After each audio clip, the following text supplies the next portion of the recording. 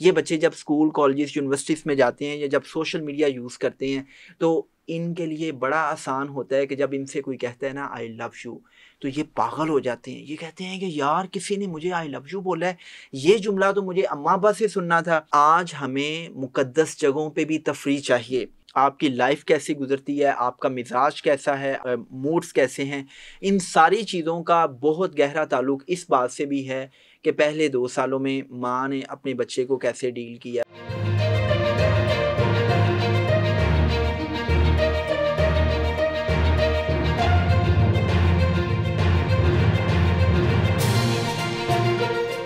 और फिर होता क्या है कि मोस्टली ये बच्चे कौन करते हैं, ये वो बच्चे करते हैं कि जिनके अम्मा अब्बा उनको टाइम नहीं देते, जो इमोशनली स्टार्व्ड होते हैं। अब मैं हमेशा एक बात करता हूँ कि यार जो भूख होती है ना, भूख ये आपको हलाल हराम की तमीज़ भुला देती है। भुला देते एक हैं। एक इंसान है 10 दिन से भूखा है, वो अपनी वजूदी ज़रूरत पूरी करने के लिए ये नहीं देखेगा कि भाई मैं हलाल खा रहा हूँ हराम खा रहा हुँ, हूँ, वो अपनी एग्जिस्टेंस के लिए हलाल हराम की तमीज़ भूल जाएगा। वो बच्चे के जिनको प्यार मोहब्बत शफ़क़त नहीं मिली, ये बच्चे अफेक्शन डेफ़िसिट का शिकार हैं, अटेंशन डेफ़िसिट का शिकार हैं, ये बच्चे ट्रस्ट डेफ़िसिट का शिकार हैं। ये बच्चे जब स्कूल कॉलेजेस यूनिवर्सिटीज़ में जाते हैं या जब सोशल मीडिया यूज़ करते हैं तो इनके लिए बड़ा आसान होता है कि जब इनसे कोई कहता है ना आई लव यू, तो ये पागल हो जाते हैं। ये कहते हैं कि यार किसी ने मुझे आई लव यू बोला है, ये जुमला तो मुझे अम्मा अब्बा से सुनना था। जब कोई इंसान इनको तवज्जो देता है ना और एक्टिव होके इनकी बात सुनता है, स्पेशली ये मैं बेटियों के लिए, लड़कियों के लिए कह रहा हूँ कि भाई के पास बहन के लिए टाइम नहीं है, बाप के पास बेटी के लिए टाइम नहीं है, माँ के पास बेटी के लिए टाइम नहीं है। और जब एक बेटी किसी दूसरे इंसान से ये सुनती है ना कि तुम मेरे लिए अहम हो, यू आर वेरी इंपॉर्टेंट, तुम यूनिक हो, तुम ऐसी हो, तुम्हारे फीचर्स ऐसे हैं, तुम्हारा कम्प्लेक्शन ऐसा है, तुम्हारा अंदाज़े गुफ्तगू ऐसा है। शी गेट्स तो सोल्ड वो आउट। जो वो जो है ना तारीफ़ सुन के, जो तारीफ़ का नशा होता है ना, उस नशे में वो अपनी खुद ही खो देती है, वो अपनी सेंस ऑफ सेल्फ वर्थ को गँवा देती है, वो अपनी सेल्फ एस्टीम को लूज़ कर जाती है, वो ये भूल जाती है कि वो एक एक ऐसी लड़की है कि जो मैटर करती है, जिसकी शख्सियत मैटर करती है। तो प्रॉब्लम ये है कि जो जज़्बाती भूख के शिकार बच्चे हैं ना, वो उनके लिए फ़ौरी तौर पे किसी को दिल में उतारना, दिल से उतारना बड़ा आसान होता है। ये बच्चे ना अपने ताल्लुकात में इम्पल्सिव मोड में रहते हैं। तो वो जो ताल्लुकी डायमेंशंस हैं, अपने आप के साथ ताल्लुक, वो जो है ना, वो अब ख़त्म हो गया है। खत्म तो हो हम गया। अपनी बोरियत को ख़त्म करने के लिए क्या करते हैं, हम हर वक़्त जो है ना वो एंटरटेनमेंट के नशे में रहते हैं। मतलब घूमना-फिरना, सैर-सपाटा, सैरो-तफ़रीह, तो तफ़रीह चाहिए। मैं मिलियन डॉलर की स्टेटमेंट दे रहा हूँ कि यार ये कितनी अलार्मिंग बात है कि आज हमें मुक़द्दस जगहों पे भी तफ़रीह चाहिए। आज हम रोज़ा रसूल सल्लल्लाहु अलैहि वसल्लम के सामने भी जाके सेल्फ़ी लेने की पूरी कोशिश करते हैं और वहाँ पे मैंने ऐसे-ऐसे लोगों को फ़ेसबुक पे हम देखते हैं कि वहाँ पे वो व्लॉगिंग कर रहे हैं कि जनाब मैं इधर आया हुआ हूँ और मैं हाज़िरी दे रहा हूँ, मैं खाना कबा आया हुआ हूँ, मैं उम्रा अदा कर रहा हूँ। हमने उसको भी तफ़रीह का मरकज़ बना मरकज़ लिया बना है। लिया। मतलब उन मुक़द्दस जगहों की और इन इन एक्ट्स की, इन रिचुअल्स की एक एसेंस है, हम उस एसेंस को भी भूल गए हैं। मतलब हमें हर जगह पे तफरीह चाहिए। तो जब हम एक ऐसी सोसाइटी में रहते हैं कि जहाँ पे जो सबसे बड़ी वैल्यू है वो लज़्ज़त हो जाए, वो तफरीह हो जाए, वो जनाब शोहरत हो जाए, फ़ेम हो जाए, सेम हो तो जाए। फिर बच्चे क्या करेंगे? बच्चे तो फिर सोशल मीडिया पे ताल्लुक भी बनाएँगे, उनके दिल भी टूटेंगे।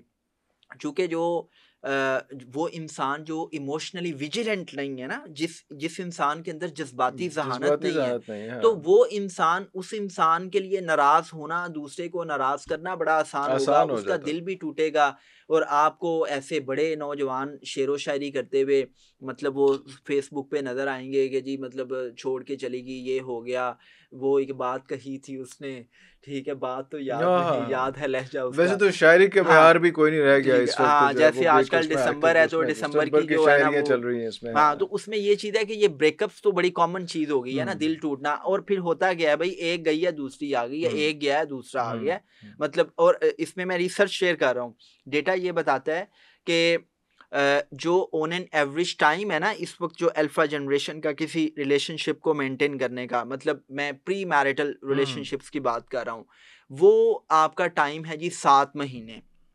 7 महीने, राइट? मतलब 7 मंथ्स में आप अपनी फेड अप हवस हो चुके को होते, फेड अप हो सब चुके होते कुछ हैं, जो है फेड ना अप हो वो चुके होते भुगता हैं, के आप ब्रेकअप की तरफ ब्रेकअप आ की तरफ जाते चले हैं। गए होते हैं इसमें। और आजकल जो शादियों का ऑन एन हाँ। एवरेज टाइम है, मतलब हम्म। जो लव मैरिज का, हम्म। वो मैक्सिमम 5.5 साल से 7 साल है। मतलब जो हो जाता है ना, वैसे तो जो उसका इश्क का जो भूत है ना, वो तो रिसर्च ये बताती है कि 1.5 साल मैक्सिमम, कोई 16 महीने लगते हैं उसको, 16 से 18 महीने, कि जब आपका जो फ्रोजन माइंड है ना वो अनफ्रीज हो जाता है, और जो अकल आपकी घास चरने गई हुई होती है वो खा के वापस वो आ गई होती है। आ चुकी होती है, और वो बंदी या वो बंदा जिसको आप कहते हैं ना कि I can't live without you, मैं मर जाऊंगा तेरे बिना, वो शक्ल नहीं ठीक है, देखना पसंद कर रहे ठीक होते हैं है, उसकी, वो उन्होंने एक दूसरे के गिरेबान पकड़े पकड़े होते हैं। होते हैं। आप अदालतों में जाएं, यकीन माने मैं हैरान होता हूँ कि ये वही बंदा, बिकॉज हम कपल्स थेरापीज करते हैं, तो बहुत से पेरेंट्स इस किस्म के केसेस में बच्चों को लेके आते हैं कि जी ये हम चाह रहे हैं कि जी बेटे की शादी फलां जगह पे करें, लेकिन ये चाह रहा है फलां जगह पे करे, तो वो कन्विंस्ड होते हैं कि जी नहीं, मैं रह ही नहीं सकता उसके बगैर। लेकिन वहीं बच्चे फिर क्या होता है, साल बाद 2 साल के बाद जो है ना वो कोर्ट कचहरियों में जो है ना वो घूम रहे होते हैं डिवोर्स के लिए, हुला के लिए। सो दिस इज़ व्हाट के यहाँ पे हमें जो हमारी बच्चे हैं उनकी इमोशनल नीड्स को पूरा करना होगा, हमें उनके उनके दिलों को मजबूत बनाना होगा, और इमोशनल नीड्स पूरा करने का जो सबसे बड़ा मरकज़ और महवर है वो माँ की गोद है। साइकोलॉजी ये कहती है कि जब माँ अपने बच्चे को अपना लम्स देती है ना, मतलब बच्चा पैदा हुआ, उसने लम्स दिया, उसकी न्यूरल डेवलपमेंट होती है, उसकी इमोशनल नीड्स पूरी नीड्स होती हैं। पूरी होती जब हैं, बाप अपनी बेटी को हग करता है, गले लगाता है, तो उसकी इमोशनल नीड्स नीड्स पूरी पूरी होती हैं। होती हैं। पर प्रॉब्लम ये है ना कि हमारे पास टाइम ही नहीं है। हमने इस चीज़ को भी आउटसोर्स कर दिया है। आजकल डे केयर सेंटर हैं, नन्स और हैं, हाँ, हाँ, अच्छा और उसमें। मतलब देखें ना कि साइकोलॉजी तो ये कहती है कि एक माँ जब अपने बच्चे को क्लीन करती है ना, जब वो पॉटी करता है, तो उससे भी बच्चे की साइकोलॉजी पे असरअंदाज होता है कि उसने उस पॉटी को रिस्पॉन्स कैसे किया रिस्पॉन्स है, किया। उसने अपने बच्चे की टॉयलेट ट्रेनिंग कैसे की है। शादी के बाद बहुत से जो आपके सेक्सुअल बिहेवियर्स हैं, आपकी लाइफ कैसी गुजरती है, आपका मिजाज कैसा है, आपके मूड्स कैसे हैं, इन सारी चीज़ों का बहुत गहरा ताल्लुक इस बात से भी है कि पहले 2 सालों में माँ ने अपने बच्चे को कैसे डील किया है, उसकी टॉयलेट ट्रेनिंग कैसे की है, उसको कितना होलिस्टिकली नर्चर किया है, उसकी इमोशनल नीड्स को कैसे पूरा किया है। तो ये जो अगर सिम्टोमेटिक ट्रीटमेंट करनी है, तो फिर तो किसी साइकोलॉजिस्ट के पास जाएँ, साइकोथेरापिस्ट के पास जाएँ। हमारे पास बड़े-बड़े दिल टूटे लोग आते हैं, वो कहते हैं कि जी रो रहे होते हैं लिटरली। ऐसे-ऐसे हम भयानक मंज़र देखते हैं कि जिसमें ना वो बिलख रहे होते हैं कि यार वो बंदी छोड़ के चली गई। तो हम फिर उनकी एनएलपी करते हैं, हम उनकी साइकोथेरेपी करते हैं, और उनके जो अनकॉन्शियस माइंड है वो इमोशंस, उन इमेजेस को डिलीट करते हैं, या उनको हम क्या करते हैं कि चेंज करने की कोशिश करते हैं, या हम उनकी कॉग्निटिव बिहेवियर थेरेपी करते हैं। हम उनको बताते हैं कि जो तुझे छोड़ के चली गई है या चला गया है वो अच्छा हुआ है, वो क्यों गया है, और फ्यूचर में तेरे लिए क्या क्या मसाइल आ सकते थे, हम्म। और भी बहुत कुछ बताते हैं।